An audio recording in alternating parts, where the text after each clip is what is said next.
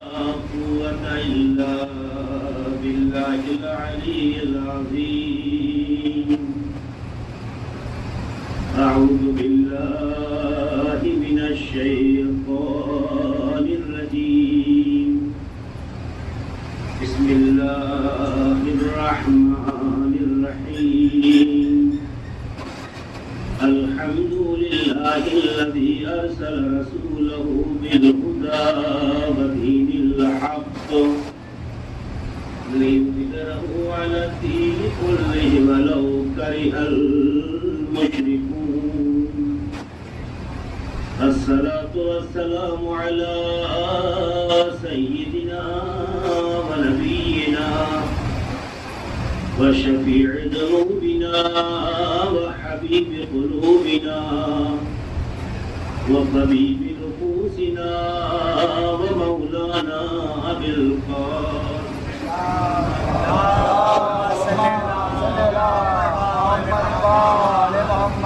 وعلى أهل بيته الطيبين الطاهرين المعصومين المظلومين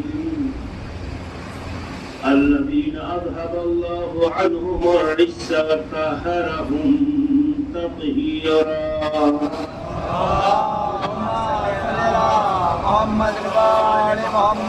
ولعنة الله على أعدائهم وغاصبي حقوقهم ومنكري فضائلهم أجمعين من ليلنا هذا إلى قيام يوم الدين.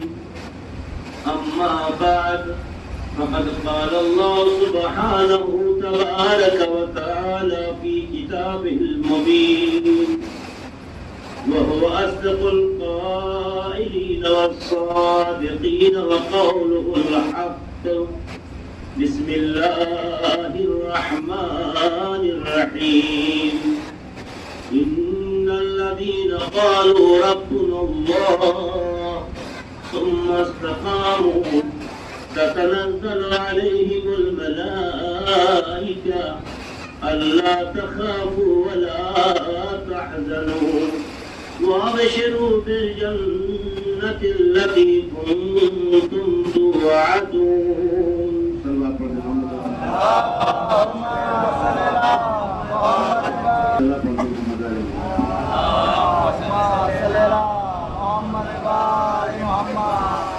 شب جمعہ کی سروات اتنی آہستہ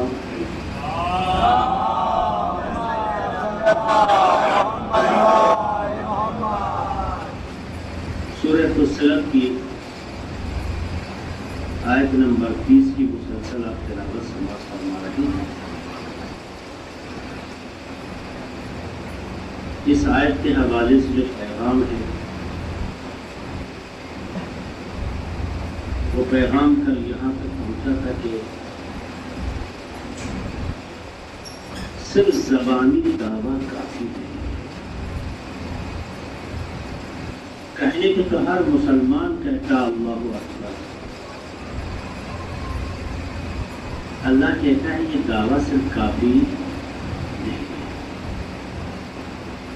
ان الذین قالوا ربنا اللہ، جو لوگ یہ کہتے ہیں کہ ہمارا رب اللہ ہے، یعنی اپنی تربیت کرنے والا اپنا مربی اللہ کو جو مانتے ہیں، تو یہ صرف زبان کی حد تک نہ ہو، دل کی گہرائیوں میں اتر جائے. کیونکہ اللہ کو بڑا کہہ دینے سے اللہ بڑا نہیں ہوتا. اس کی ذات اس تصور سے کہیں بلند ہے. اسے بڑا کہنے سے نہ وہ بڑا ہوتا ہے یا نہ کہنے سے چھوٹا ہوتا ہے. اس کی شان اس طرح کے اہتمام سے منزہ ہے. اسے اس کی ضرورت نہیں کہ اسے بڑا ہے. یہ آپ کی معرفت کی علامت ہوگی اگر اسے آپ بڑا کہیں. یہ آپ کی معرفت کی علامت ہے. یہ آپ کے جانکار ہونے کی علامت ہے. آپ کو حقیقت کی طرف توجہ ہونے کی علامت ہے. لیکن یہ علامت صرف زبانی حد تک نہیں ہونا چاہیے. اللہ کہتا ہے کہ جو چیز آپ کے زبان پر اس اعتماد سے آئی ہے کہ ہمارا رب اللہ ہے، یہ زبان سے دل کی گہرائیوں میں اتر جائے، ثم استقاموا، یعنی یہ ایمان کردار میں بدل جائے۔ اللہ کو رب مان رہے ہو نا، یہ تمہارا ماننا ہے، یہ ایمان ہے۔ یہ ایمان جب تک عمل میں تبدیل نہ ہو جائے اس وقت اسے کامل نہیں کہتے۔ ورنہ اعتراف تو سبھی کرتے ہیں کہ اللہ بڑا ہے، سارا مسلمان یہ کہتا ہے، ہر مسلم سے جس سے بھی ملاقات آپ کریں اللہ اکبر سے تو بہرحال مانوس ہے، چاہے کسی اور لفظ سے مانوس ہو یا نہ، ہر کوئی یہ کہتا ہے۔ لیکن کل میں نے اشارہ کیا، کیا مقام عمل میں بھی تو ایسا ہے؟ اللہ اکبر کہنے کا مطلب یہ ہے اللہ سب سے بڑا ہے۔ کل اشارہ کیا تھا، سب سے بڑا ہونے کا مطلب کوئی قد کا مقابلہ نہیں چل رہا ہے کہ اللہ قد میں سب سے بڑا ہے، ہائٹ میں سب سے اونچا ہے۔ اللہ کا جسم ہی نہیں ہے، جب جسم ہی نہیں تو قد کی بحث ہی نہیں ہے۔ تو یہ اللہ سب سے بڑا کا کیا مطلب ہے؟ اس کا مطلب ہے تمہیں جس چیز کی ضرورت ہے اسے پورا کرنے میں وہ سب سے آگے ہے۔ تمہاری ضرورتیں کم ہو سکتی ہیں، اس کی عطا کم۔ اللہ کے بڑا ہونے کا مطلب کیا ہے؟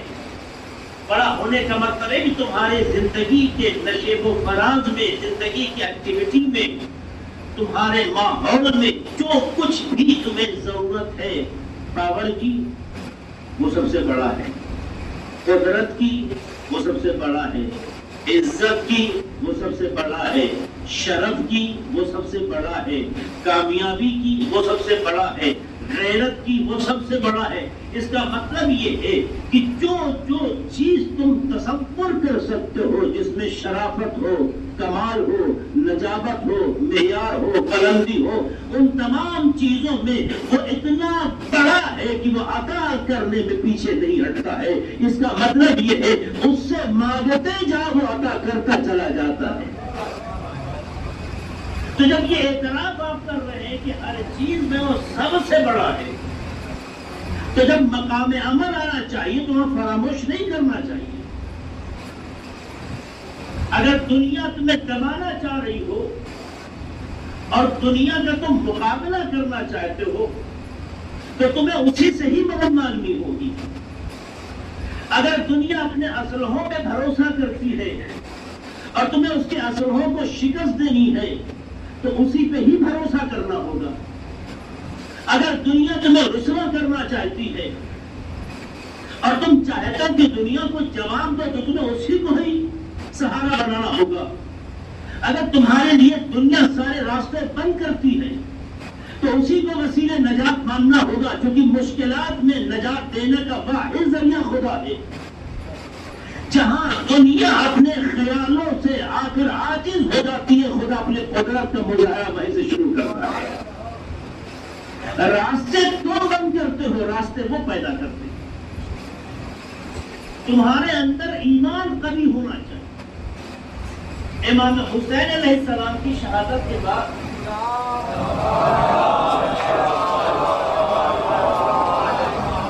امام کی شہادت کے بعد یزیدی شاسن میں، یزیدی شاسن میں امام حسین علیہ السلام کی شہادت کے بعد اہل بیت سے رابطے کے سارے راستے بند کر دیے۔ اس سے کوئی مل نہیں سکتا، یہ کسی کے پاس جائیں تو اس کی جانچ شروع ہو جاتی ہے۔ ہر ایک کے لیے مشکلات تھی، سارے راستے بند کر دیے گئے۔ کیا نا اس نے یہ سوچا کہ سارے راستے بند کر دیے، اس کا مطلب یہ کہ اب ہم جو چاہیں گے وہی ہوگا، جو یہ چاہیں گے نہیں ہو سکتا۔ ایک حکومت پر بیٹھنے والا جب حکومت کے نشے میں چور ہو جاتا ہے تو اسے یہی غلط فہمی ہونے لگتی ہے کہ میں چونکہ پاور میں ہوں، ستا میں ہوں، تو جسے چاہوں گا دبا دوں گا اسے اٹھانے کی طاقت نہیں رکھتا ہے، لیکن وہ بھول جاتا ہے کہ جس نے تجھے سطح تک پہنچایا وہ تمہیں رسوا بھی کر سکتا ہے، مگر آدمی کو وہ خیال نہیں آتا۔ یزید نے بھی محسوس کیا کہ ہم یہاں تک پہنچ رہے ہیں، سب کچھ ہمارے پاس ہے، سارے راستے بند کر دیے، کوئی چوتھے امام کے پاس نہیں آئے گا۔ کسی کے پاس اگر جاتے ہیں جو اس کی چھان بین شروع ہو جاتی، کیوں آئے تھے، کیا مسئلہ تھا، اس کے مسائل کھڑے ہو جاتے ہیں۔ سارے راستے بند کے اس خیال سے کہ جو حکومت کی فکر ہے وہی عام ہو سکتی ہے، ان کے گھر کا ارادہ ہے وہ باہر نہیں آ سکتا، یہی نہیں ہوتا تھا۔ سارے راستے بظاہر چوتھے امام کے مدینے میں پہنچا کے بند کر دیے گئے، لیکن تاریخ پڑھیے، جس کا راستہ بند ہو جائے اسے امامت نہیں کہتے۔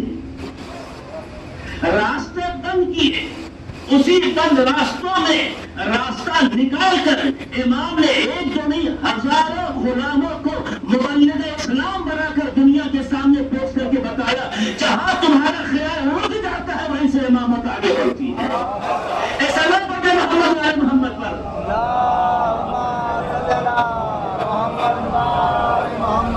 اس کا مطلب ہمیں اس پہ بھروسہ کرنا۔ کبھی تو دعائے عرفہ میں ہمارے آپ کے مولا نے کیا کہا؟ الہی ماذا فقد من وجد ومن الذی وجد من فقد۔ خدایا جس نے تجھے پا لیا اس نے کیا کھویا؟ جس نے تجھے پا لیا اس نے کیا کھویا؟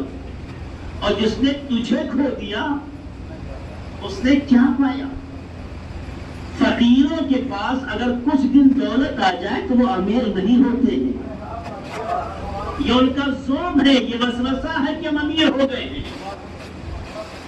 اسی وسوسے نے تو انسان کو فرعون بنا دیا، اسی غلط فہمی نے تو انسان کو نمرود بنا دیا، اسی غلط فہمی نے انسان کو شداد بنا دیا، بلائے نہیں بنایا۔ اللہ نے نافرمان بندوں میں سب سے بڑی حکومت کسے دی؟ فرعون۔ نافرمان بندوں میں سب سے بڑی حکومت کسے دی؟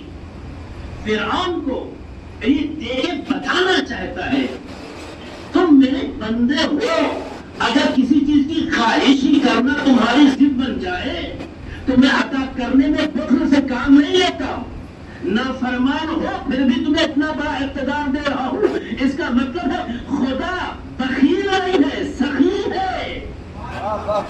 وہ جب نافرمان بندے کو اتنی سخاوت کا مظاہرہ کر سکتا ہے تو وہ فرما بردار ہو تو اس کا معیار کیا ہوگا؟ آپ نے اور لمایا نہیں، وہ چاہتا تو پہلے دن ناطقہ بند کر دیتا، چاہتا پہلے دن ہی اس کے راستے سمیٹ دیتا، کر سکتا تو نہیں کر سکتا، سانس ہی اس کی اللہ چاہتا تو اکھاڑ دیتا، تھا۔ لیکن نہیں، اس نے دنیا کو یہ بتانا چاہ کے دیکھو میرے سامنے اترانے والے کہاں جاتے ہیں،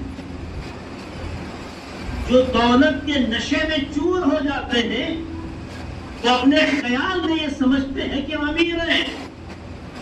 اگر تم امیر ہوتے تو دوسروں کو ظلم کرنا پسند نہ کرتے، کیونکہ امیری ظلم سے نہیں عدل سے حاصل ہوتی ہے۔ اس لیے دنیا میں کسی کو امیر کہو تو دھوکہ لگتا ہے، علی کو کہو تو لگتا ہے حق حقدار کو بہت رہا ہے، کیونکہ امیری وہ نہیں ہے جو دوسروں کو دبانے میں صرف ہو جائے۔ امیری اسے کہتے جو صلاحیتوں کو بڑھا کر انسان خاکی ہے اسے اتنا آفاقی بنا دے کہ آپ فرشتے اس کی طرف جھک کے کہنے لگے انسان ہو تو ایسا ہو جو علی نے تربیت کی ہے۔ سلام پڑھتے محمد والے محمد پر۔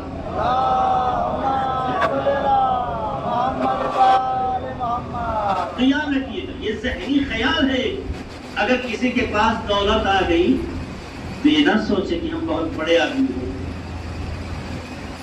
ہم نے اپنی اسی عمر میں جو آپ کے سامنے ہے دکھ رہی ہے، بہتوں کو نیچے آتے دیکھا ہے اور بہتوں کو زمین سے اٹھتے ہوئے دیکھا ہے۔ بہت سے عالیشان مکانوں کو جو بچپن میں دیکھا تھا آج کھڑر میں تبدیل دیکھا ہے۔ آپ تو مجھ سے بہتر تجربہ رکھتے ہیں۔ یہ بتا رہا ہے کہ یہ صرف وقتی ضرورت ہے، تمہاری پہچان نہیں ہے۔ اپنی پہچان بناؤ، اپنے وجود کو اس دریا کے حوالے کر دو کہ جب تک وہ دریا ہے یہ تمہارے وجود کا قطرہ ضائع نہیں ہوگا۔ اس دریا کو خدا کہتے ہیں، یہ تعبیر ہے بتانے کے لیے۔ وہ دریا خدا ہے، اپنے وجود کے قطرے کو اس دریا میں ڈال دو تو دیکھو دریا کی وسعت یہ ہے کہ جب تک اس کا وجود ہے یہ قطرہ مٹنے نہیں دیتا۔ تو جب دریا قطرے کو مٹنے نہیں دیتا تو خدا بتانا چاہتا ہے دریا کا میں خالق ہوں، تو میرا بھی معیار تمہیں مٹانا نہیں ہے، معیار ہی بنانا ہے۔ سلام علیہ محمد علیہ محمد پر۔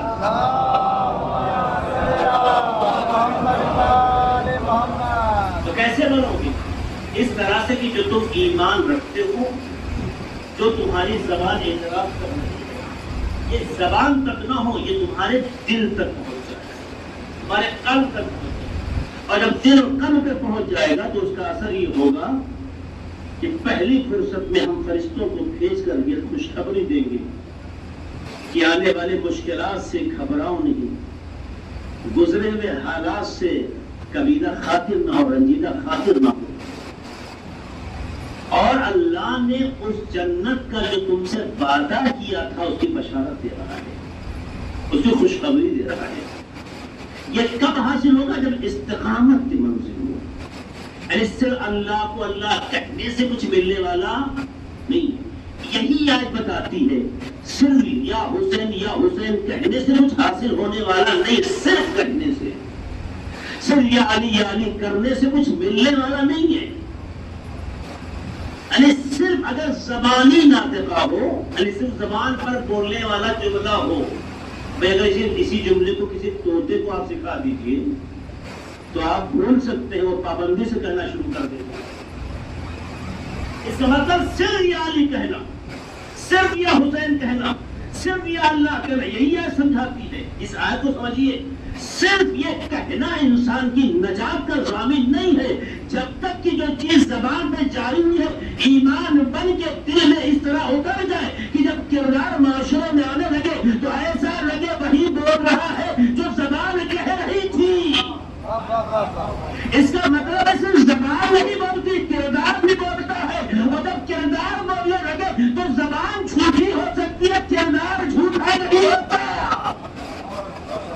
اسی لیے کہتے ہیں اہل بیت کا محب وہ نہیں ہے جو زبان سے کہے حسین، اہل بیت کا محب وہ ہے جس کی زبان خاموش ہو، کردار بول رہا ہو۔ سلام پڑھتے محمد والے محمد پر۔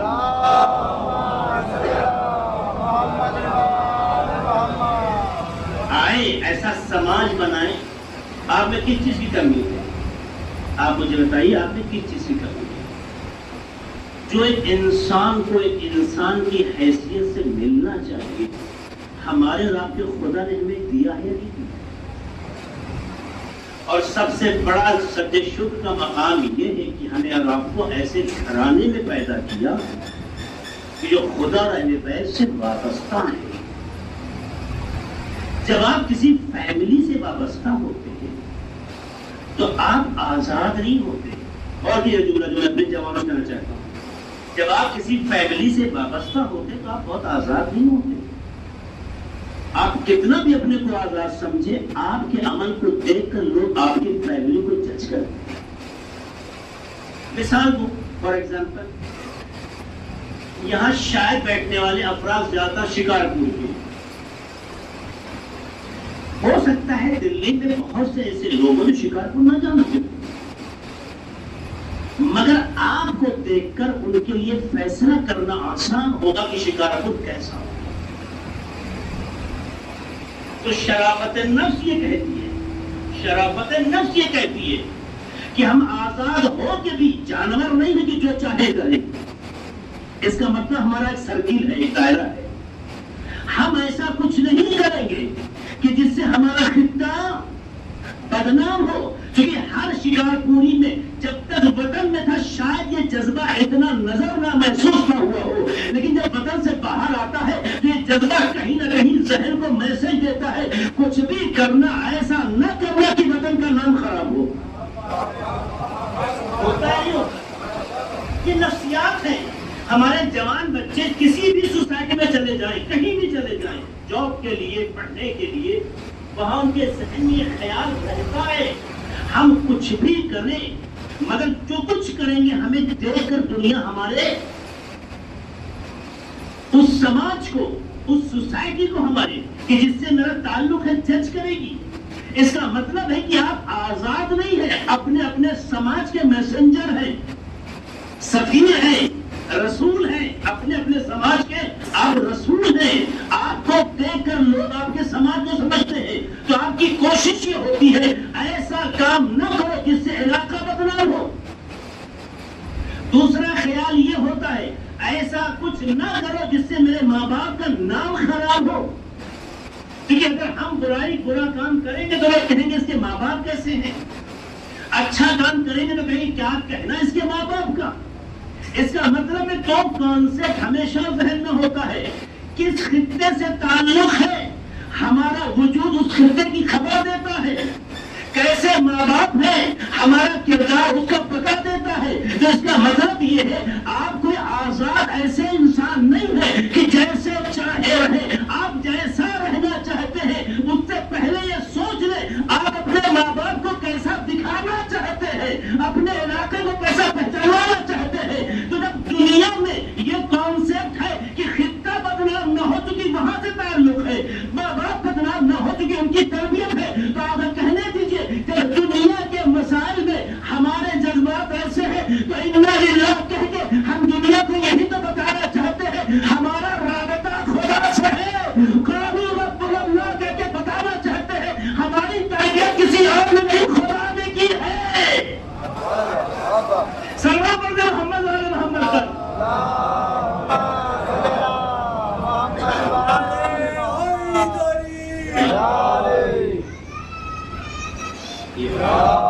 تو کیا ہماری یہ ذمہ داری نہیں بنتی؟ میں اپنے جوانوں سے کہنا چاہتا ہوں، اپنے بڑوں سے یہ کہنا چاہتا ہوں، کیا ہماری یہ ذمہ داری نہیں بنتی کہ ایسا کچھ نہ کریں جس سے ہمارے خدا کا نام بدلے، ایسا کچھ نہ کریں جس سے اس کی تربیت کے کمزور ہونے کا احساس، یہ حق بنتا نہیں بنتا؟ اگر ہمارے ذہن میں اس دنیا میں یہ احساس پایا جاتا ہے کچھ بھی ہو، ابھی کوئی شکار کو کچھ برا بھلا کہہ دے تو آپ کو اچھا لگے گا؟ اگر غیرت ہے تو طبیعت پہ بوجھ ہوگا، آپ کو برداشت نہیں ہوگا۔ کیوں؟ کیونکہ انسان جس جگہ سے منسلک ہوتا ہے اس کی اچھائی جو چاہتا ہے، برائی، تو آپ اللہ سے منسلک ہیں یا نہیں؟ تو آپ کے خدا کو کوئی برا کہے تو آپ کو اچھا لگے گا؟ آپ کے پیرنٹس کے اوپر کوئی انگلی اٹھائے، چاہے ہو سکتا ہے خدا نخواستہ ہم اپنی کوتاہیوں کے نتیجے میں والدین کو گھور کے دیکھتے ہو، چھوٹی چھوٹی باتوں پہ چار باتوں میں سنا دیتے ہو، لیکن کوئی تھرڈ پرسن اگر میرے ماں باپ کو برا کہے تو ہمیں پسند ہے، برداشت نہیں۔ کیوں؟ اس لیے کہ ان کی تربیت کہیں نہ کہیں ہمارے خون میں جوش پیدا کرتی ہے کہ اپنے مربی کی توہین برداشت نہ کرے۔ تو اتنا کہنا چاہتا ہو یا یہی تو کہنا چاہتی ہے جو لوگ کہتے ہیں ہمارا رب اللہ ہے، یعنی ہمارا مربی اللہ ہے، تو اس کی غیرت میں اتنی بات ہونی چاہیے ایسا عمل پیش نہ کرے کہ خدا کی تربیت سے سوال چلی جائے۔ یہ حق بنتا ہی نہیں۔ اور جس نے اس کی حفاظت کی ہے اللہ نے اس کی عزتوں میں اضافہ کیا، جس نے اس کا پاس رکھا ہے، چاہے وہ جنگ بدر ہو، چاہے وہ جنگ حنین ہو، چاہے وہ خیبر ہو، چاہے وہ خندق ہو، ہر جگہ استقامت کے نمونے ہیں۔ ظاہر ہے کہ یہ مجلس ایک محدود ایام کے لیے، ورنہ استقامت کے موضوع میں کافی لمبی گفتگو مثالوں کے ساتھ ہو سکتی ہے۔ میں بتانا چاہتا ہوں، اشارے کر رہا ہوں، آپ استقامت جا کے تلاش کی، استقامت کہاں کہاں ہے؟ اہل بیت کی زندگی میں استقامت کے نمونے بھرے پڑے ہیں، کیونکہ اسے بہتر کسی کا ایمان نہیں، اور جتنا ایمان قوی ہوتا ہے اتنی آزمائشیں سخت ہوتی ہیں، اور اہل بیت نے ہر پلیٹ فارم پہ خدا کے اعتماد کو سچ ثابت کیا جب خدا کے اعتماد کو اہل بیت نے سچ ثابت کیا ہے تو پروردگار عالم نے وہ امتیاز انہیں بخشا کہ دنیا محو حیرت ہے۔ عزیزو، ہم خدا کے لیے جیتے ہیں، خدا کے لیے کرتے ہیں، خدا کے لیے کرنا چاہتے ہیں، لیکن ہم یہ نہیں جانتے ہیں خدا ہم سے راضی ہے یا نہیں، مگر اتنا ضرور ہے کہ روز عاشور عصر عاشور امام حسین کے لیے یہ آیت فضا میں گونج کے بتا رہی تھی، یا ایتھا النفس المطمئنہ ارجعی الی ربک راضیۃ مرضیہ، اے نفس مطمئنہ پلٹ اپنے رب کی طرف اس حالت میں کہ تو اس سے راضی ہے، وہ تجھ سے راضی ہے۔ سبحان اللہ۔ خود کے خدا سے راضی ہونے کا اظہار کرنا اور ہے، اللہ کا اپنی رضایت کا اظہار کرنا اور ہے۔ تو انہیں کہنے دیجیے کائنات میں کوئی اور گھر نہیں ملا، ایک ہی گھرانہ تھا کہ جہاں دیکھا ماں ملی فاطمہ تو اسے راضیہ مرضیہ کہا گیا، فاطمہ خدا سے راضی اور خدا ان سے راضی، بیٹا بھی ملا تو ایسا کہ اللہ اس سے راضی اور وہ خدا سے راضی۔ یہ اس بات کی علامت ہے جب تربیت معیاری ہو تو ماں کا اثر اولاد میں دکھائی دیتا ہے۔ سلام برد محمد والے محمد پر۔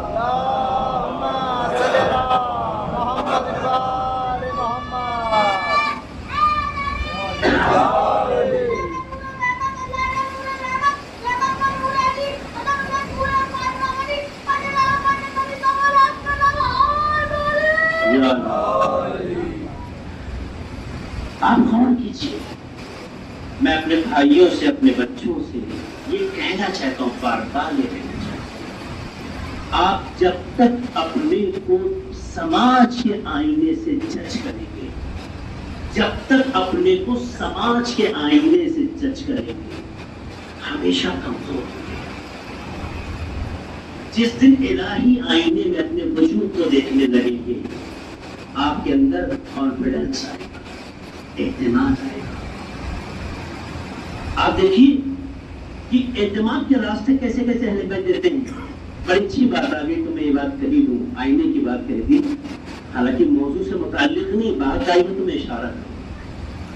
آپ دیکھیے آئینے کے سامنے جب کوئی جوان ہو، چاہے لڑکا ہو چاہے لڑکی، آئینے کے سامنے جب جاتا ہے، آپ مجھے بتائیے آئینے کو دیکھ کے چڑھنے لگتا ہے بلکہ سنورنے لگتا ہے؟ اگر اس کے اعتبار سے بال بکھرے ہو تو مرتب کرنے لگتا ہے، چہرے پہ کوئی گرد و خاک ہو تو اسے صاف کرنے لگتا ہے، کیونکہ آئینہ اس کے چہرے کو دکھا رہا ہے۔ کبھی کسی نے آئینے کو گھوسا مارا ہو تو میرا دماغ خراب ہے، میرا چہرہ اتنا گندا کیوں دکھاتا ہے؟ کسی نے کیا ایسا؟ بلکہ اگر آئینے پہ گرد جمی ہو تو لوگ اپنے ہاتھ سے صاف کرتے ہیں نا۔ انسان کے نفسیات کے نیچر ہے، بائی نیچر کی بات کر رہا ہوں، انسان کے نفسیات یہ ہے کہ جب آئینہ دیکھتا ہے تو بھولے نہیں سکتا، اس کے اندر کہیں نہ کہیں احساس جنم لینے لگتا ہے کہ مجھ سے اچھا کوئی نہیں ہے، مجھ سے خوبصورت کوئی نہیں ہے۔ ہونا بھی چاہیے کیونکہ آپ مخلوق کس کی ہیں؟ اگر آپ سماج کی مخلوق ہیں تو آپ اپنے بارے میں فیصلہ کیجیے، اگر مخلوق اس کی ہے جو حسن الخالقین کی منزل میں ہے، اس سے اچھا کوئی پیدا ہی نہیں کر سکتا، تو جب وہ احسن ہے تو اس کی مخلوق حسین ہی تو ہوگی۔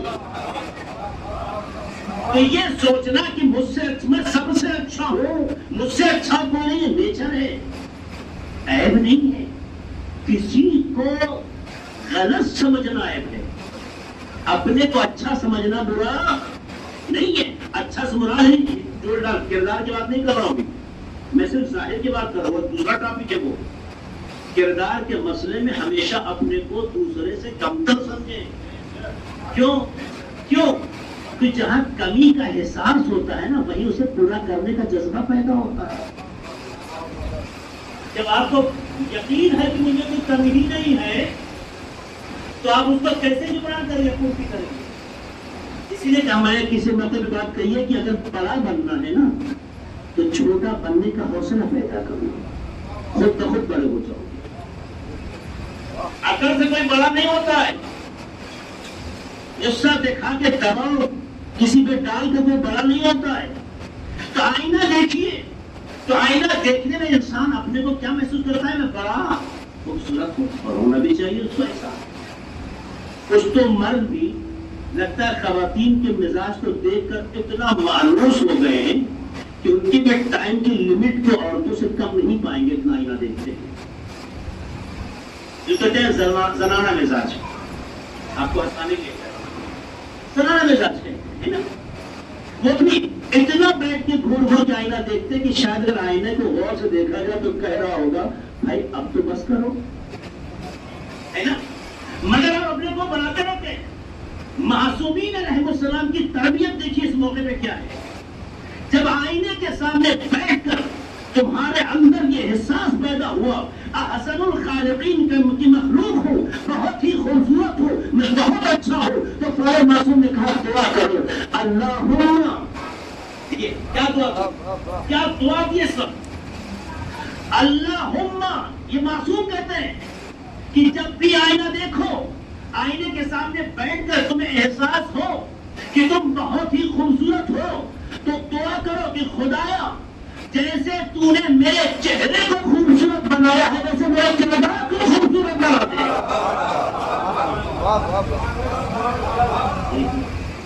یہ کیا ہے؟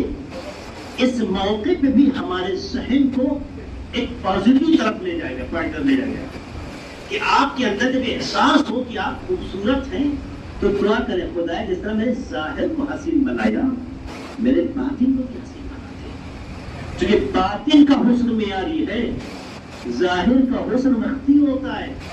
البتہ نگاہ خدا سے دیکھیں تو ظاہر وقتی نہیں ہے, لیکن جب دنیا کے مزاج سے ہم اپنے کو سنوارنے لگتے ہیں تو فاؤنڈیشن کا سہارا لیتے ہیں, اور کتنا بھی خوبصورت بنا لیں یہ وقتی ہوتا ہے, ورنہ اپنا پسینہ ہی اس اصل شکل کو دکھا دیتا ہے. ایک سلام پڑھیں محمد علی محمد پر. عزیزو آؤ اپنے باطن کو خوبصورت بناؤ, کیونکہ جب ایمان زبان سے دل اترتا ہے تو باطن کو نورانی بنا دیتا ہے, اور جس کا باطن نورانی ہوتا ہے ظاہر خود بخود منور ہو جاتا ہے. شاید دنیا چہرے کی سفیدی کو دیکھ کر دوسروں کو خوبصورت کہتی ہو, لیکن بلال اور فضا کی تاریخ جب ہم پڑھتے ہیں تو دیکھتے ہیں ان کا چہرہ رنگ کے اعتبار سے کالا تھا, علاقے کے اعتبار سے حبشے کے تھے, لیکن اللہ نے جو ایمان کا نور ان کے اندر ڈالا تھا اس کا اثر یہ ہوا کہ نور نے ان کے وجود کو اتنا منور کر دیا کہ آج جو معاشرہ 1400 برس کے بعد بھی بلال کو حضرت بلال, فضا کو جناب فضا کہہ رہے ہیں. اس کا مطلب یہ ہے اگر باطن نورانی ہو جائے تو مقام احترام میں زمانہ قد ہوتا ہے, احترام قد نہیں ہوتا ہے. سلام علیہ محمد والے محمد.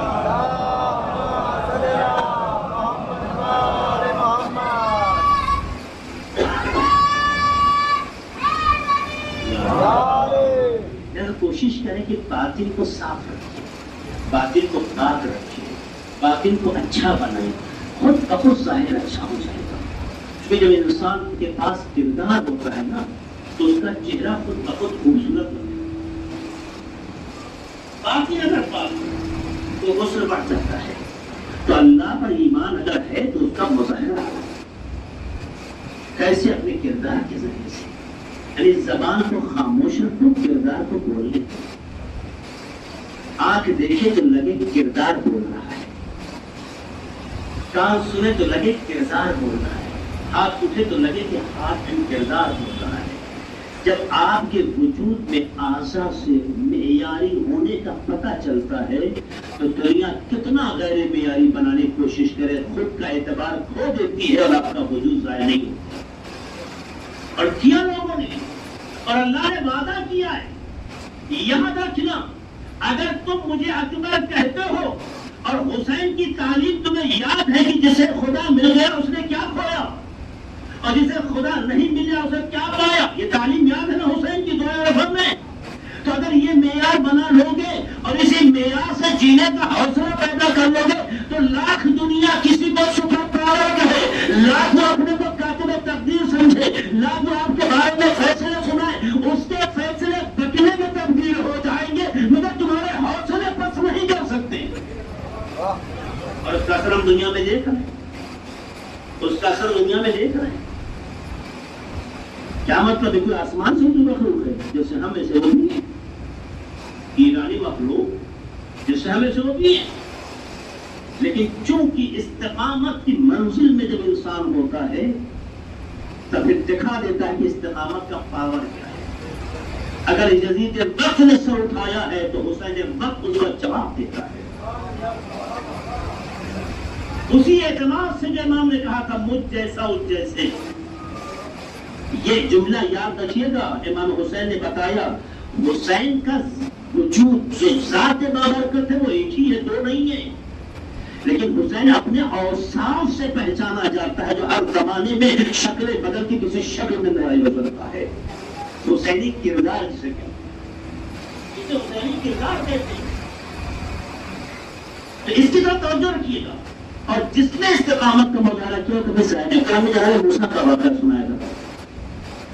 آپ دیکھ رہا ہوگا کہ بہت مختصر ہوتا چلا جا رہا ہے، حالانکہ آپ نے سارا خیال رکھا تو مجھے بھی خیال رکھنا ہوگا۔ تو میں کہنا چاہتا ہوں آپ اصحاب کہف کے بارے میں کیا کہیں گے؟ جس سورے کی آیت نمبر 9 کی امام حسین کے سامنے تلاوت کی تھی، جو قرآن میں الکہف کے نام سے مشہور ہے، سورۃ الکہف ہے نا؟ آیت کیا ہے؟ نبی سورہ کہف کی، ام حسبت ان اصحاب الکہف والرقیم کانوا من آیاتنا عجبا۔ اللہ کہتا ہے کیا تم نے یہ گمان کر لیا کہ اصحاب کہف اور اصحاب رقیم یہی صرف ہماری جو ہے ہمارے عجائبات میں سے تھے اور ہمارے پاس اور واقعات اور عجائبات نہیں ہیں؟ یعنی کیا تم یہ سوچا بس خالی یہی ہے آئیڈیا اور کوئی اور نہیں ہے؟ امام حسین کے سر نے یہ آیت کی جو تلاوت کی بہت حساب شدہ تلاوت ہے۔ شکارپور میں بھی اسی آیت پر میں نے اشارہ کیا تھا، میں وہاں نہیں یہ وقت ہوں گا کہ میں نے وہاں مجلس میں کہی، کیونکہ وہی باتیں سنا رہے ہیں، لیکن حضور ذہن کے بتانا چاہتے ہیں اس آیت تک گفتگو تھی تو میں نے وہاں بتایا اس حکمت میں۔ یہ امام کا سر جب کوفہ اور شام میں گیا ہے اسی آیت کی تلاوت کی، دوسری جگہوں پہ دوسری آیت کی تلاوت کی۔ سورہ شعراء کی آیت نمبر 227، سورہ بقرہ کی آیت نمبر 137، امام حسین کے سر نے کئی آیت کی تلاوت کی۔ یہ مشہور ہوا کیوں؟ چونکہ اصحاب کہف اس گروہ کو کہتے ہیں جو باطل کے سامنے حق کی آواز بن گیا۔ امام حسین کے سر نے کٹنے کے بعد بھی دنیا کو بتانا چاہا ہے کہ یہ حق ہے جو باطل کے مقابل کھڑا ہے۔ آپ دیکھ رہے ہیں امام حسین کا سر کٹنے کے بعد بھی میسج دے رہا ہے۔ کیا ہے آیات؟ کیا ہے عجائبات؟ اللہ کہتا ہے ہمارے عجائبات میں کام ہو، من آیاتنا عجبا، ہمارے عجائب ہمارے عجیب نشانیوں میں سے عجائبات آئیڈیل صرف یہی ہے۔ امام کا سر بتا رہا تھا کہ اصحاب کہف صرف آئیڈیل نہیں ہے، اللہ کی آیتیں اس سے پڑھ کے بھی ہیں۔ یعنی سر کٹنے کے بعد بھی تاریخ کے حقائق کی طرف اشارہ کر کے جو 1000 سال یا کچھ 100 سال پہلے گزر چکے تھے، امام کے سر نے اس واقعے کی طرف اشارہ کر کے بتایا جتنا حیات میں لوگ سال کا انتظار نہیں کر سکتے اتنا کٹنے کے بعد بھی ہم سال کا ایسا کرتے تجزیہ کرتے ہیں۔ اور امام کے سر نے اس آیت کی تلاوت کر کے ایک پیغام دیا ہے کہ یہ واقعہ جب انسان پڑھے گا تو یہ جان لے گا اصحاب کہف ایک معمولی نمونہ ہے، حسین اس سے کہیں بڑھ کے اللہ کی نشانیوں میں سے۔ بس اسی کو واضح کرنا چاہتا ہوں تھوڑے سے وقت میں، حالانکہ وقت بہت مختصر ہے۔ پہلی بات تو ہم آپ کو بتانا چاہتے ہیں کہ اصحاب کہف اور رقیم جو لفظ آیا ہے ایک ساتھ قرآن میں، آپ جا کے دیکھیے گا۔ اصحاب کہف اور رقیم بحث ہے علماء تفسیر میں، کیا یہ دو گروہ ہیں یا ایک ہے؟ اصحاب کہف اور اصحاب رقیم آیا دو گروہ ہیں یا دونوں ایک ہی گروہ ہیں جس کے دو نام ہیں؟ اکثر علماء تفسیر یہ کہتے ہیں جو مفسرین قرآن مجید کے اکثر چاہے اہل سنت ہو چاہے شیعہ ہو، تمام مفسرین کہتے ہیں کہ اصحاب کہف اور اصحاب رقیم دو نہیں ہیں، ایک گروہ ہے جسے دو اعتبار سے دیکھا ہے۔ جب غار کی طرف ان کو نسبت دی گئی جہاں گئے، تو کہف کا مطلب عربی میں غار ہوتا ہے، کہف کا مطلب غار۔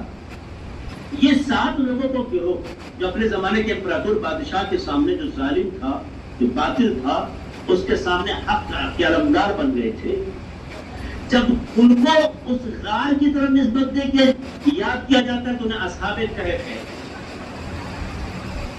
اور جب 300 سال کے بعد لوگ ان سے آشنا ہوئے تھے اور ان کی داستان جو ہے وہاں کے جو انٹری گیٹ پر لکھی گئی پتھر پہ، رقیم رقم سے، رقم کا مطلب لکھنا ہے۔ آپ نے راقم الحروف کو پڑھا ہوگا، اب اردو کی تاریخ تم توڑ چکی ہے چونکہ سیاست کا شکار ہو گئی ہے، تو راقم کہاں سمجھ میں آئے کہ حروف سمجھ میں آئے، اور راقم الحروف ہے رائٹر۔ رقم ادب پیسے کے نہیں کہتے، جو رقم پیسے کے مطلب کتنی رقم ہے، کتنا پیسہ نہیں، رقم اصل لکھنے کے معنی ہے۔ رقیم کیوں کہا گیا؟ جب ان کی لائف ہسٹری یا ان کے حق کی داستان اس پتھر پہ لکھی گئی کہ جس غار میں تھے، تو انہیں اصحاب رقیم کہا گیا۔ گویا ایک گروہ کو 2 اعتبار سے دیکھا گیا، جگہ کے اعتبار سے دیکھا گیا، جوانوں کو بڑھا رہا ہوں تاکہ ذہن میں محفوظ رہے، جگہ کے اعتبار سے دیکھا گیا تو انہیں اصحاب کہف، اصحاب کہف، کاف ساکین۔ اور جب ان کی لائف ہسٹری کے پتھر میں لکھی گئی اس کے اعتبار سے نسبت دی گئی، یہ اصحاب رقیم تھا، یہ ان کا واقعہ۔ لیکن بعض تفسیر یا بعض روایتیں جو صحیح قول کی بنیاد پہ دیکھی جاتی ہیں، مگر ہاں یہ کہا جاتا ہے کہ اصحاب رقیم 3 لوگوں کا ایک گروہ تھا۔ اصحاب کہف تو آپ جانتے ہی ہیں، اصحاب رقیم 3 لوگوں کا ایک گروہ۔ میں استقامت کی بڑی بات سنا رہا ہوں اور جلدی سنا چاہتا ہوں کہ بار بار کھڑی بھی دیکھا ہوں، ویسے آپ کی آنکھیں خود بتا دیتی کہ ٹائم کتنا ہو گیا ہے۔ ایک سلمان پڑھ دے محمد والے محمد پر۔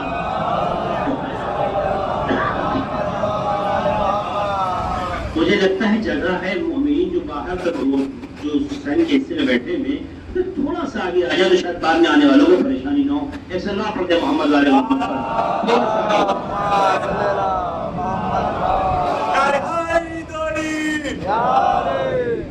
اصحاب رقیم کہتے ہیں کچھ روایتوں کی بنیاد پر، اور بعض تفسیروں نے اشارہ کیا، اکثر قول یہ نہیں ہے، بعض اصحاب رقیم 3 لوگوں کا گروہ تھا۔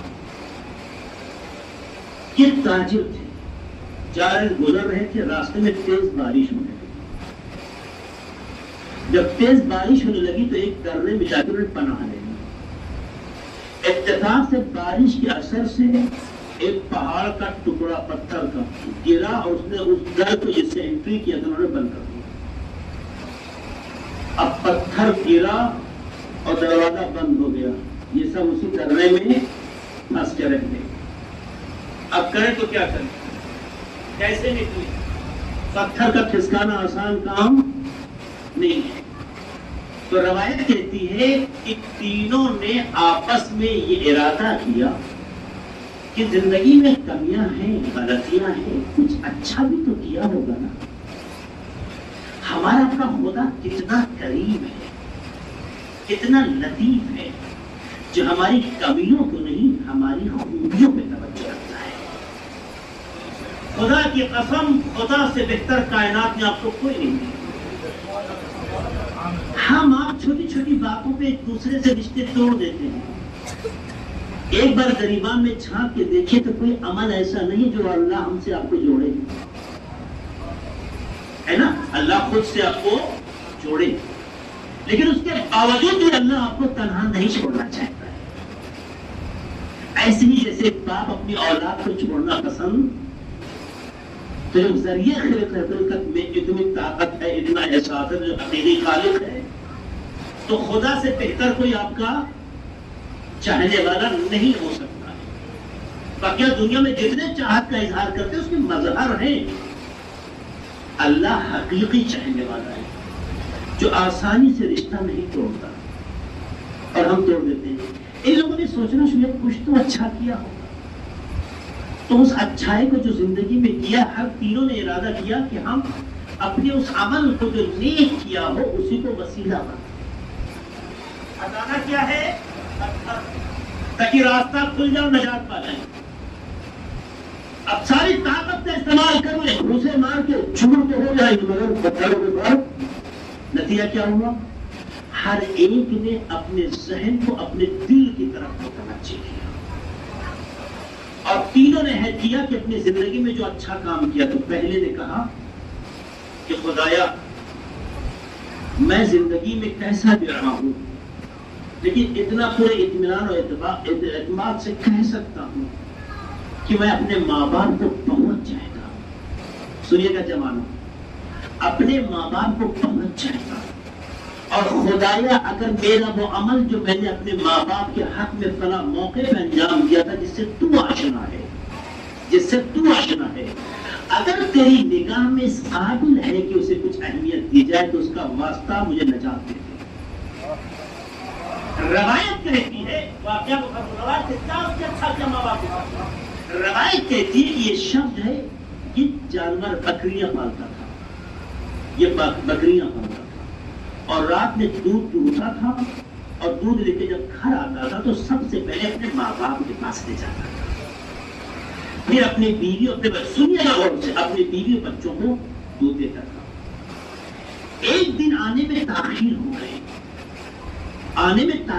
ماں باپ بوڑھے تھے، سو گئے، عادت کے مطابق دودھ لے کے سرانے پہنچا، دیکھا سو رہے، جگائیں تو نیند خراب ہوگی، اگر نہ جگائیں تو آج گستاخی ہو گئی کہ میں اپنے ماں باپ کو دودھ نہیں پہنچا سکا۔ ان کے احترام میں پوری رات ایسے کھڑا تھا کہ جب آنکھ کھولے تو میں دودھ پلا دوں۔ روایت کہتی ہے کہ اس کا یہ عمل اللہ کو اتنا پسند آیا کہ اس نے اپنے اسی عمل کو واسطہ بنایا، تو کیا دیکھا کہ پتھر کا ٹکڑا تھوڑا سا ہے، کس کا ہو گیا جوانوں، پتھر کا ٹکڑا تھوڑا سا دوسرے کے بارے میں کہ اس نے اپنے اس عمل کو جو اس نے زندگی کیا تھا اس کو وسیلہ بنایا۔ کیا عمل تھا میرے جوانوں؟ غور سننا، جوان تھا وہ، اس کی ایک کزن سسٹر تھی، اسے بہت چاہتا تھا، اتنا چاہتا تھا جیسے آج کے سماج و معاشرے میں جوان کسی کو چاہنے لگے، جس شیطانی فکروں کے ساتھ میں اس کی بیان نہیں کرنا چاہتا، وہ کزن سسٹر سے ناجائز تعلق بنانا چاہتا تھا، اور کزن سسٹر اس کے اس عمل سے بیزار تھی۔ ایک دن حالات خراب ہوئے، حالات کی ماری مدد کے سہارے سے اس کے پاس آئی، اس نے کہا کہ میری مدد کر دو، تو اس نے کہا مدد تو کروں گا لیکن بدلے میں مجھے کچھ چاہیے، اور کیا چاہیے تمہیں پتا ہے۔ آخر اس نے گھٹنے ٹیک دیے اس ضرورت کے پیش نظر جس کے لیے وہ آئی تھی۔ جب اس کا کزن بردر اس کے طرف بڑھا گناہ کرنے کے لیے، ایک جملہ اس نے کہا، ایک بار خدا کو سوچو، شرم کرو، اتنا ہی جملہ تھا، ایک بار اپنے خدا کو سوچو، شرم کرو۔ کہتے جملے نے کرنٹ کا کام کیا اور تیزی سے پیچھے ہٹ گیا، اور اس نے اس کی ضرورت پوری کر دی اور چلی گئی۔ موقع ملا تھا گناہ کا، لیکن اس نے خود کو ایک جملے کی بنیاد پر گناہ سے روکا، کہا خدایا میرا وہ عمل جہاں گناہ کر سکتا تھا، اسباب مہیا تھے، مگر ہم نے گناہ نہ کر کے تیری خاطر تیرے نام پر قدم پیچھے ہٹا لیا، اگر میرا وہ عمل تیرے نزدیک قابل قبول ہو تو مجھے منی مدد فرما۔ دیکھا کہ پتھر کا ٹکڑا پھر آگے بڑھا اور جگہ کھل گئی، لیکن ابھی نکلنے بھر کی جگہ نہیں ہوئی تھی۔ تیسرے کا موقع آیا، تیسرے نے اپنی زندگی کا کریکٹر یاد کیا، اور جانتے کیا ہے؟ وہ امانت داری کا تھا، وہ ٹھیکے پہ کام کراتا تھا لوگوں کو، ٹھیکے پہ، آج بھی لوگ ٹھیکے پہ کام کراتا تھا۔ ایک شخص کی مزدوری کو دینے میں اختلاف ہو گیا، مزدور نے کم مزدوری دیکھ کر نہ لینے کے بجائے غصہ ہو کر واپس چلا گیا تو چلا گیا۔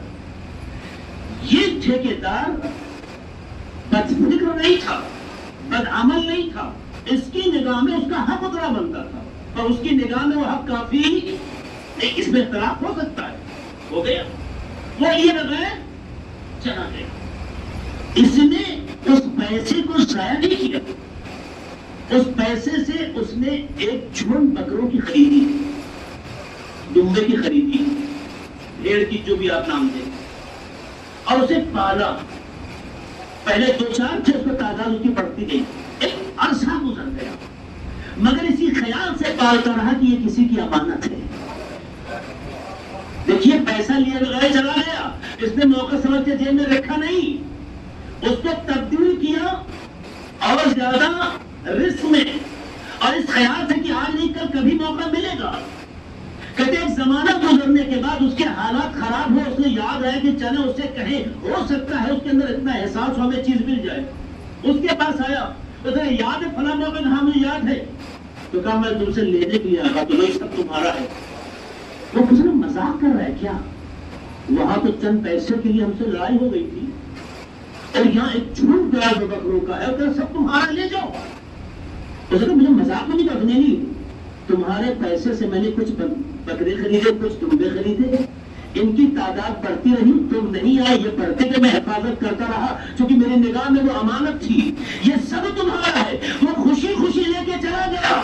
عزیزو، اس نے اسی عمل کو یاد میں خدایا، اگر میرا وہ عمل تیری خاطر تھا جس میں امانت داری تھی، تو تم مجھے نجات دے. کہتے درے سے یہ پتھر ہٹ گیا، یہ کیڑے نکل گئے. عزیزو، اس علاقے میں اللہ نے عمل کو ذریعہ بنا کے بتانا چاہا، اگر تمہارا عمل نگاہ خدا میں رضایت کے لائق ہو تو ہر بند راستے کے لیے ستیاب ہو جاتا ہے، اور اللہ راستے کھول دیتا ہے. اس کا مطلب یہ ہے کہ انسان کا عمل اس کے نجات کا ذریعہ بنتا ہے. عمل انسان کا نیا ذریعہ بنتا ہے. اصحاب کہف کے بارے میں جو بات کر رہا تھا، استقامت میں آسان نہیں ہے. ان کے پاس پوسٹ تھی. اچھا، میں اپنے جوانوں سے بات اور بھی کہہ دوں، اس میں ایک کزن سسٹر سے ناجائز تعلقات چاہتا تھا نا. ہمارا سماج اس مسئلے میں بہت صحیح ہے. ہمارا جوان جوانی کے نشے میں اتنا کبھی کبھی غیر ذمہ دار ہو جاتا ہے کہ کل جب وہ توڑ کے ایک پڑاؤ پہ پہنچے گا تو اسے احساس ہوگا کہ کیا خطا کی. میرے جوانوں، خطا پر پچھتاوے سے پہلے اس کی طرف متوجہ ہو جاؤ، کہیں ایسا نہ ہو ایک خطا ہمارے رشتوں کا مذاق ہوا. ہوتا نہیں ہوتا؟ بھائی جوانی ہے، یہ عمر ہے، انسان ایک دوسرے سے محبت کرنے لگتا ہے، دوستی کرتا ہے، محبت بدلتی، محبت اور رشتہ بدلنا چاہتا ہے. کس سے رشتہ کرے، کس سے دوستی کرے، کسے اپنے لائق بنائے، اگر اسے نہ جج کر سکو گے تو اس بات میں سوائے حسرت کے کچھ بچے گا. اچھا، بہت سے جوان کہتے ہیں، ماں باپ کو سمجھاتے ہیں، پاپا ہم نے تو یہی پڑھا علماء سے سنا ہے، اگر تم دوسرے مذہب کی لاؤ گے تو بڑا ثواب ملے گا. قطعاً اس میں کوئی شک نہیں ہے، لیکن اس طرح کی روایتیں اس دور کی تھی جب اسلام کو افراد کی ضرورت تھی. میرے جوانوں، شروع میں اسلام میں قولوا لا الہ الا اللہ تفلحوا سنا نا، صرف نہیں تھا لا الہ الا اللہ کہو کامیاب. پیغمبر جب اسلام کا پیغام دے رہے تھے، ابتدائی اسلام، تو چاہے نماز نہ بھی پڑھی ہو، جس نے لا اشہد ان لا الہ الا اللہ کہا مر گیا ہے، جنتی ہو گیا ہے. لیکن آپ صبح شام دن بھر بیٹھ کے لا الہ الا اللہ کہے جنتی نہیں ہوں گے. وقت کے تقاضے ہوتے ہیں، وقت کے تقاضے ہوتے ہیں. یقیناً اگر کسی غیر مذہب سے کسی کو آپ شادی کے ذریعے سے اپنے گھر کا حصہ زندگی کا بناتے ہیں، ایمان اور اسلام کے ساتھ ساتھ، تو یقیناً اجر اجر ہے. مگر آج مصیبت ہے، اس کی ضرورت ہی نہیں ہے. اس وقت جو ہمارے اپنے افراد ہیں ان کو ہم بچا لے جائیں ہونا رہے.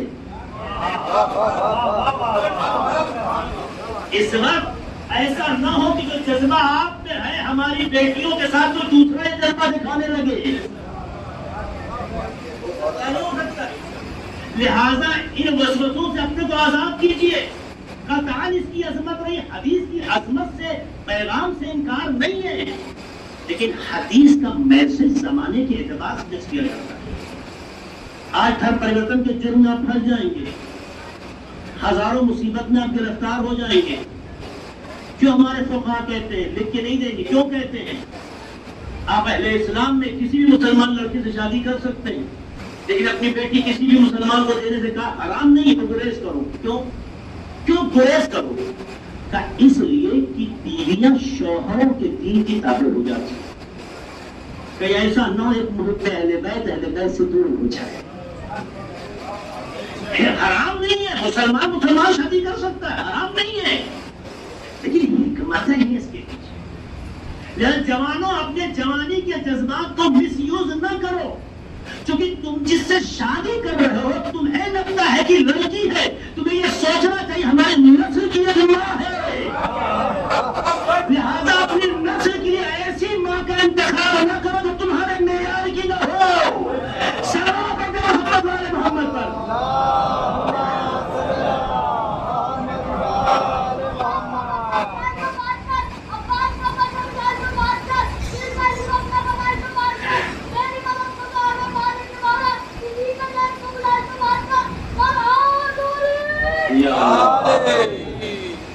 اب غور کیجیے میرے جوانوں، شادی کی حکمتوں کو سمجھے۔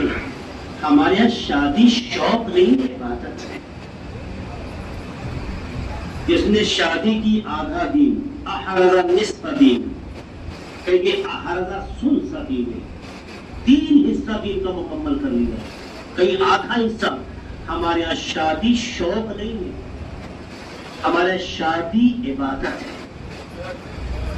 عبادت ہے تو عبادت کے لیے ایسے اسباب فراہم کرو جو عبادت کے لائق ہو۔ ایسا نہ ہو کہ تمہاری پسند ہو پر خدا کی پسند کے مطابق نہ۔ بچوں، چونکہ تمہارے جذبات کی تسکین تو ہو سکتی ہے مگر تمہاری پوری نسل کو لے کے ڈوب سکتی ہے۔ اس لیے اہل بیت نے کہا اپنے ہونے والے بچے کے لیے ایسی ماں کا انتخاب کرو جو صاحب کردار ہو۔ تو اگر اہل بیت کے فالوور میں لڑکیاں نہیں ہیں تب تو ٹھیک ہے کہ نہ فالوور بناؤ، اور اگر ہیں تو انہیں بچاؤ، ورنہ اگر تم ان کی طرف توجہ نہیں کرو گے تو اغیار انہیں اپنے ساتھ چرا کے لے کے چلے جائیں گے۔ ایک سلام ہو محمد والے محمد پر۔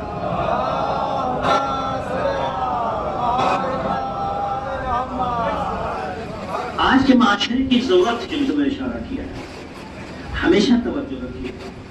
جذبات ضروری نہیں کہ ہمیشہ صحیح راستے کی طرف لے جائیں، اس لیے بہت سوچ سمجھ کے در شادی ایک بات شریف کرتا، میں شریف کی بات کر رہا ہوں، میں شریفوں کی بات کر رہا ہوں، شادی شریف ایک ہی بات کرتا ہے، تو اسے معیاری بنا کے کرو۔ ہم فکر لاؤ، ہم خیال لاؤ، اپنے سماج سے لاؤ، تاکہ تمہیں وہ سمجھے تم اسے سمجھو، کیونکہ جب تک انڈرسٹینڈنگ نہیں ہوتی نا زندگی کامیاب نہیں ہوتی۔ باہر والے کو لے کر آپ سوچتے پتہ نہیں کب چھوڑ دیں، آپ سوچتے پتہ نہیں کب وفادار ہوگی، عمر گزرائی جاتی ہے۔ کردار نہیں پتہ ہمارے ماحول کے مطابق ہو پاتا ہے، نہیں پتہ نہیں، پاس کیا تھا ہم جانتے بھی نہیں۔ لہٰذا یہ شوق ختم کرو، عبادت کو عبادت رہنے دو۔ اغیار کی بھی لڑکیاں لانے کی کوئی ضرورت نہیں، دعا کرو کہ اللہ انہیں بھی ان کی زندگی میں سکون دے۔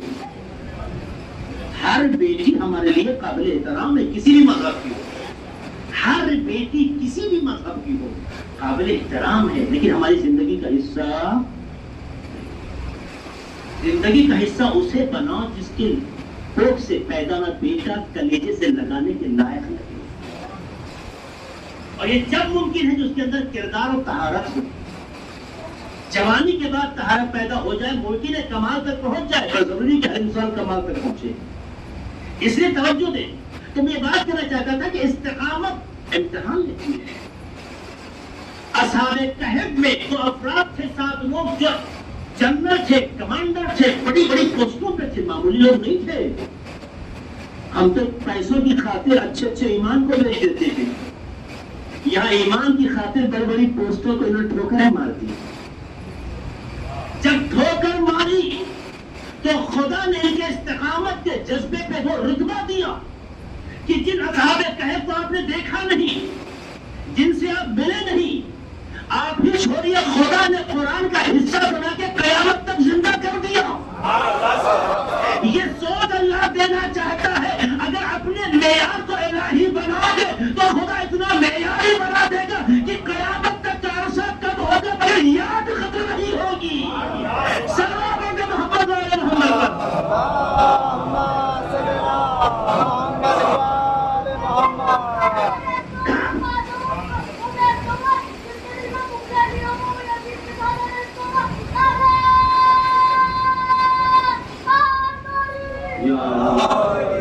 بچے کی سلامتی کے لیے آپ سب مل کے صلوات پڑھیں محمد علی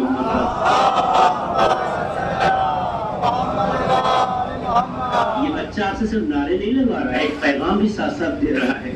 ایک صلوات پڑھیں باز بار محمد علی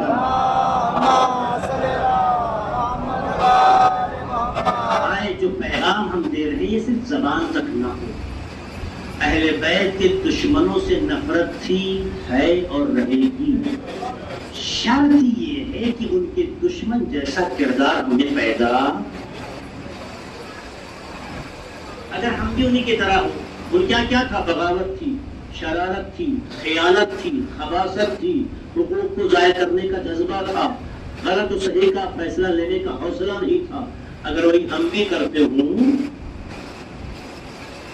توجہ کی ضرورت ہے. قطعاً آپ بیزار رہے بیت کے دشمنوں سے، یہ ہماری فطرت بھی ہے، ہمارا دستور العمل بھی ہے. لیکن بیزاری کا مطلب یہ نہیں ہوتا ہے کہ زبان سے تو برا کہتے ہیں، کردار سارا وہی اپنا. اسے منافقت کہتے ہیں، ایمان نہیں کہتے. توجہ رکھیے. لہٰذا اپنے اندر ایک جذبہ پیدا کیے. اگر آپ کے اندر استقامت پیدا ہو جائے تو پروردگار قرآن میں اس کا تذکرہ زندگی بھر کے لیے کر کے اسے امر بنا دے. وہ نہ ثابت ہے کہ نہ ہمارا خاندان ہے، نہ اسے ہم نے دیکھا ہے، نہ اسے ملاقات کی ہے، لیکن جب بھی قرآن کی تلاوت کرتے ہیں، اس آیت کو پڑھتے ہیں، پڑھ نہیں رہے ہیں، اللہ بتانا چاہتے کردار اگر کسی میں پیدا ہو جائے تو وہ کردار کبھی مرنے نہیں دیتا ہے.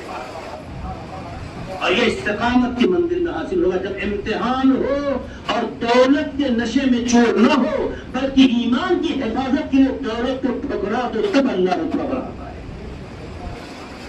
کربلا بھی ہمیں یہی سکھاتی ہے. اور اس سے بڑا نمونہ کہاں سے لائیں گے آپ؟ معمولی کمانڈر وہ نہیں ہے، 1000 لشکر کے کمانڈر کا نام ہو. اور ایسا کمانڈر، ایسا لشکر جو گھوڑے پہ سوار تھا. آج بھی دیکھیے فوج کے دستے ہوتے ہیں، ہر دستے کا اپنا اپنا اسٹیٹس ہوتا ہے. اور یزیدی لشکر کے عظیم دستے کا کمانڈر امام حسین کو روکنے کے لیے ووٹ کا انتخاب کیا. وہ ہیں، پوسٹ ہے، مقام ہے، 1000 لشکر ہے جو دستوں کے اعتبار سے سب سے قوی ہے. لیکن اس نے شب عاشور دنیا اور دنیا کے منصب کو پیروں سے روند کر حسین کی اطاعت میں اپنے کو کس طرح سے غلام بنایا. اگر وہ اپنے اسی چاہتوں کے ساتھ ہوتے جو دنیا طلبی کہلاتی ہے تو ان کا کوئی نام لیتا.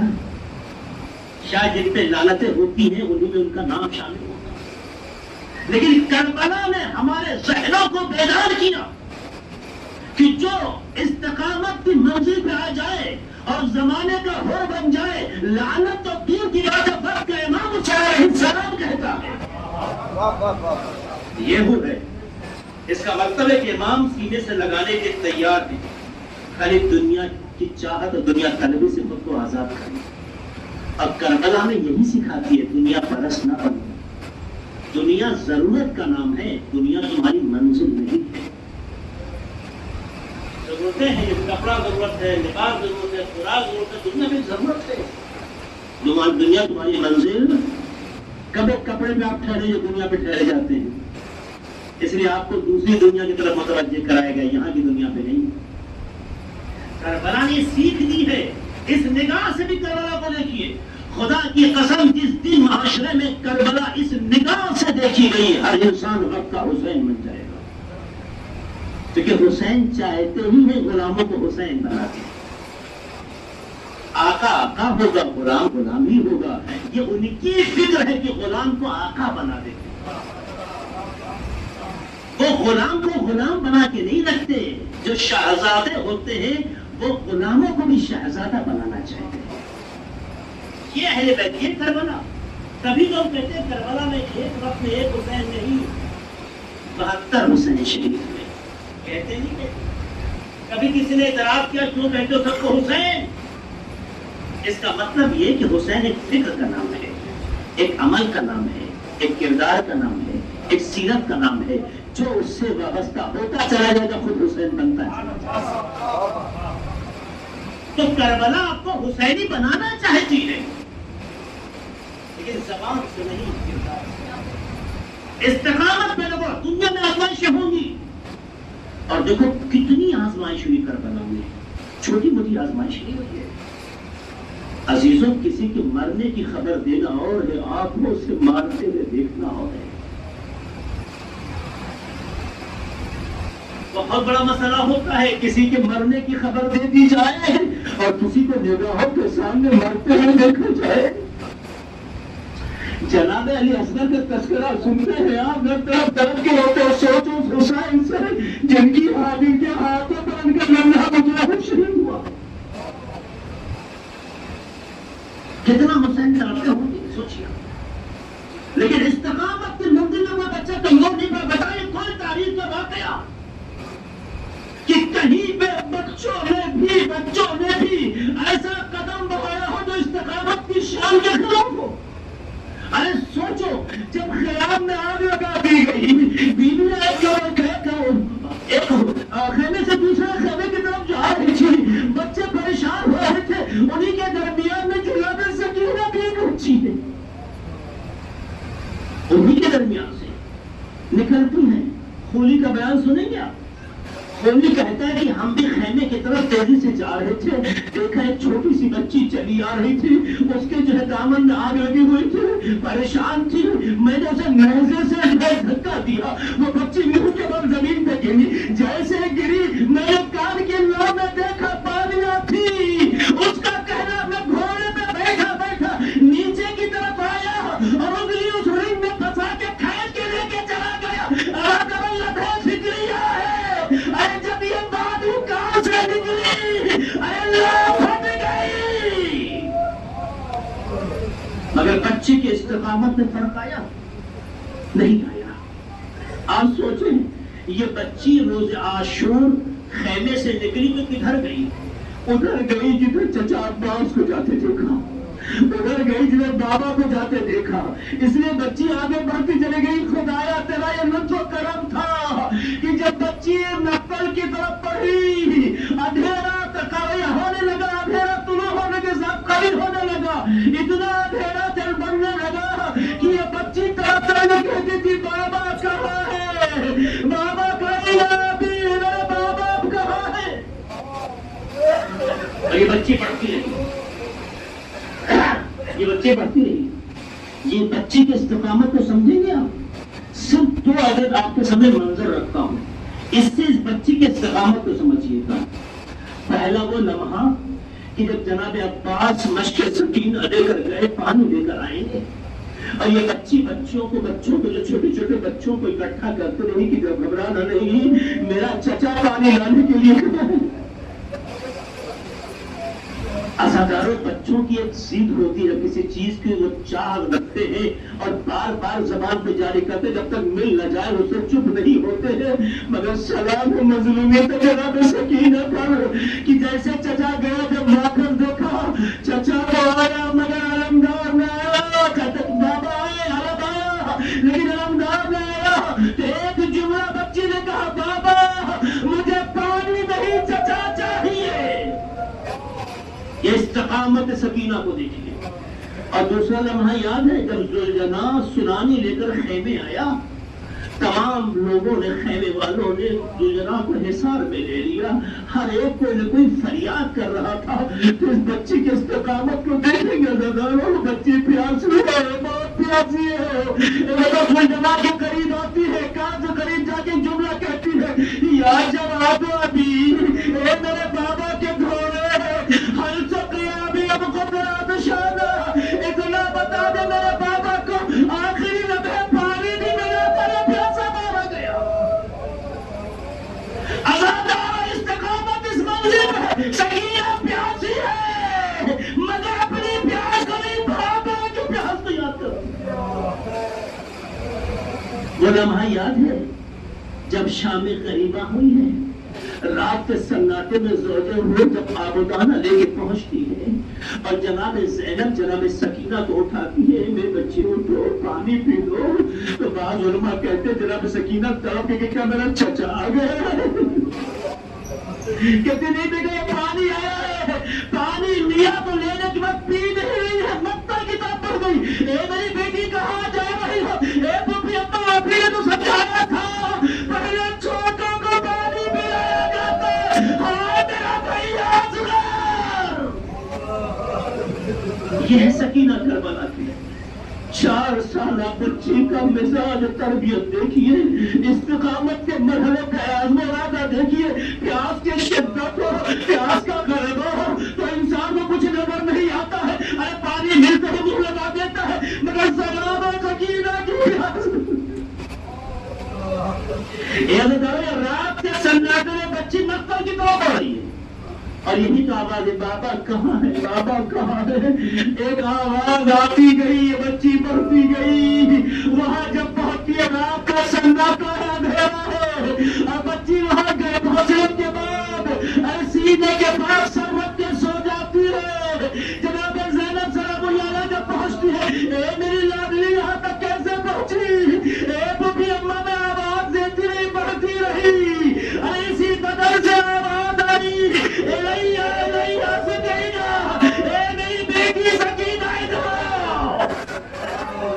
میں کیوں بار بار کہہ رہا ہوں کہ خدا تیرا لاکھ لاکھ شکر ہے کسی کو رحم نہیں آیا، لیکن تجھے اس بچی پہ اتنا رحم آیا کہ جب سکینہ بابا کے پاس پہنچی تو رات کے سناٹے میں پہنچی، جس سے آواز سے احساس مل رہا تھا ورنہ بابا کا بدن بغیر سائے کے اگر یہ بچی دیکھی تھی۔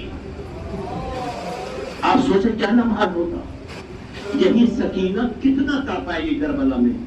بس میں کچھ اشارے ہی کرنا چاہتا ہوں، آپ کو پتا ہے نا کہ اہل حرم کو رسول بنایا گیا تو ایک ایک رسم میں 12 گلے تھے، ایک ایک تراب رسی میں 12 گلے تھے اور ہر قد و قامت کے اعتبار سے لوگوں کے گلے اس کے اندر شامل تھے۔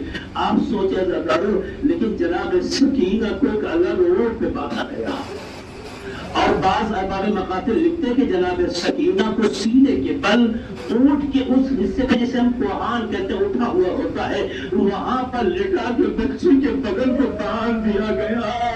یہی وجہ تھی رگڑ کہتے ہیں کہ جب یہ اونٹ چلتا ہے تو کوہان پر رگڑ پڑتی ہے، اور جناب سکینہ کا سینہ اونٹ کے چلنے سے اتنا زخمی ہوا کہ اونٹ کی پیٹھ پر جناب سکینہ کے خون کے اثر دیکھے۔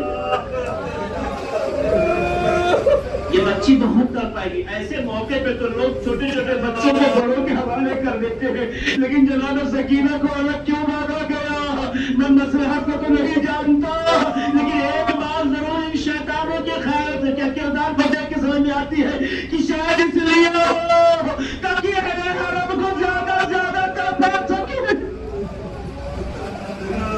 جناب سکینہ یہ راستہ طے کرتی ہے، وہ لمحہ یاد ہے جب جناب سکینہ زندان شام میں پہنچتی ہیں۔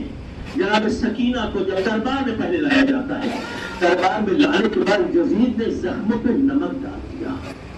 جانتے ہیں وہ بچی جو کربلا میں بابا کو کھو چکی تھی، جس نے ابھی تک بابا سے ملاقات نہیں کی، بھرے دربار میں ایک تشت میں سر رکھ کے کہتا ہے یزید میں نے سنا ہے کہ تمہارا بابا تمہیں بہت چاہتا،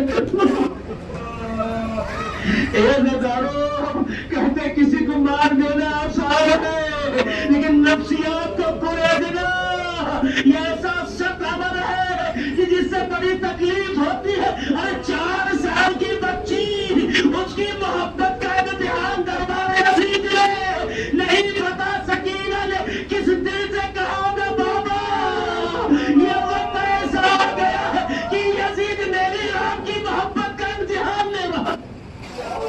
سنا باپ نے سر اٹھا، جناب سکینہ کے دامن میں آغوش میں آیا۔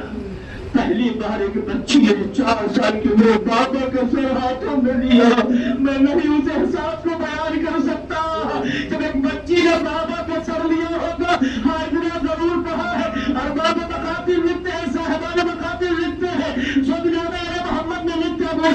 کہ جیسے جناب سکینہ نے بابا کا سر لیا، لینے کے بعد بابا کے چہرے کو حسرت بھری نگاہوں سے دیکھتی رہی، ایک جملہ کہتی بابا ارے کس نے مجھے یتیم بنا دیا، بابا بابا کس نے آپ کا گلا کاٹ دیا، بابا کس نے آپ کے محاسن کو آپ کے خون سے خطاب کر دیا، اے بابا آپ کی گردن کو کس نے کاٹا، اے بابا سکینہ یتیم۔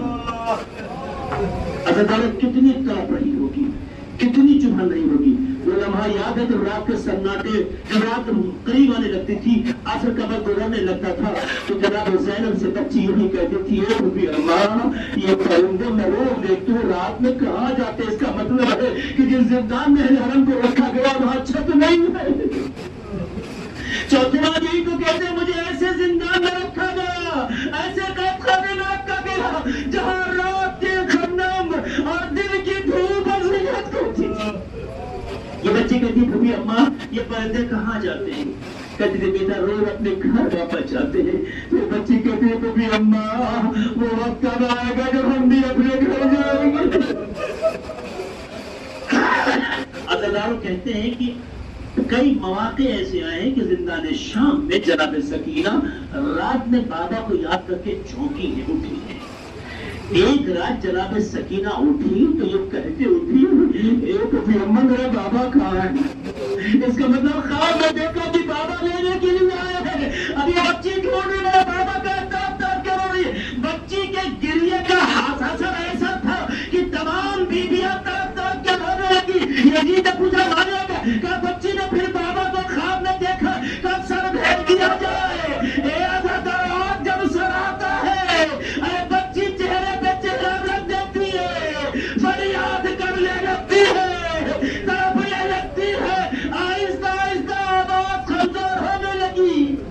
ایک لمحہ آیا بچی کی سسکیاں رک گئی، بچی کی سسکیاں کو روکنا تھا، حرم بے چین ہو گئے۔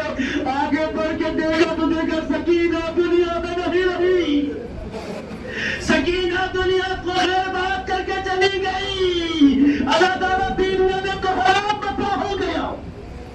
میں بس آخری جملے کو آپ کے سامنے رکھنا چاہتا ہوں۔ جناب سکینہ کو جب غسل دینے کی منزل آئی اور غسالہ کو بلایا گیا غسل دینے کے لیے، تو مطلب غسالہ بلاتی ہے، پوچھتی ہے اے بیٹیو یہ بتاؤ کیا اس بچے کو کوئی بیماری تھی؟ کہا کیوں؟ کہا جب میں کپڑا نکالنا چاہتی ہوں، جب میں کپڑا نکالنا چاہتی ہوں صرف کپڑا نہیں نکلتا ہے، ارے بدن کی کھال بھی ساتھ ساتھ نہیں۔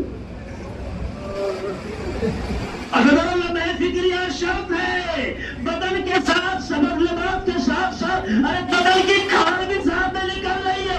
ایک بڑا لہرا ہے، آپ کو یاد آنا چاہیے اور وہاں کہ جناب سکینہ کو جب کربلا سے اسیر بنا کے لایا جا رہا تھا، سینے کے بل اونٹ کے کوہان پہ باندھ دیا گیا تھا، یہ خون رس رس کے بدن و کپڑے کے ساتھ ارے اس طرح سے چمک گیا تھا کہ سکینہ کے بدن سے جب لباس اتارا جا رہا تھا تو یہ کیفیت تھی، ارے حرم طرف رہے تھے وہ محمد و علی و حسین۔ اِنَّا لِلَّهِ وَإِنَّا إِلَيْهِ رَاجِعُونَ۔